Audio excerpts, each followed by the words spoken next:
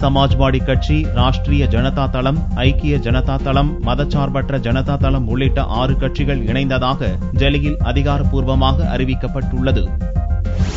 VP Singh தலைமையில் ஒரு காலத்தில் செயல்பட்ட ஜனதா தளம் கட்சியில் இருந்து பிரிந்து போன கட்சிகளை மீண்டும் ஒருங்கிணைக்கும் முயற்சிகள் கடந்த சில மாதங்களாக நடந்தன. அதன் பலனாக சமாஜ்வாடி கட்சி தலைவர் முலாயம் சிங்கின் டெல்லி வீட்டில் 6 கட்சிகளின் தலைவர்களின் ஆலோசனைக் கூட்டம் நடந்தது.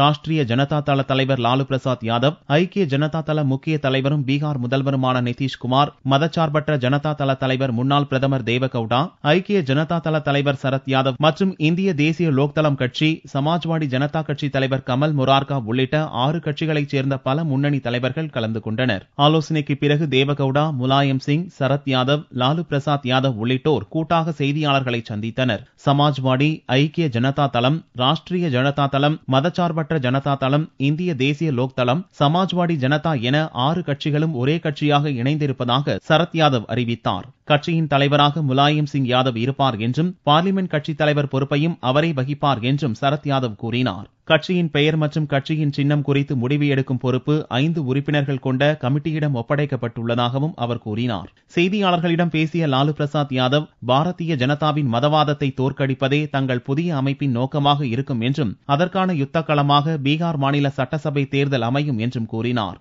6 ஜனதா பரிவார் கட்சிகளின் இணைப்பை கிண்டல் செய்துள்ள பாரதிய ஜனதா கட்சி, இந்த புதிய கட்சியால் பீகார் சட்டசபை தேர்தலில் சிறிய தாக்கம் கூட இருக்காது என்று கூறியுள்ளது.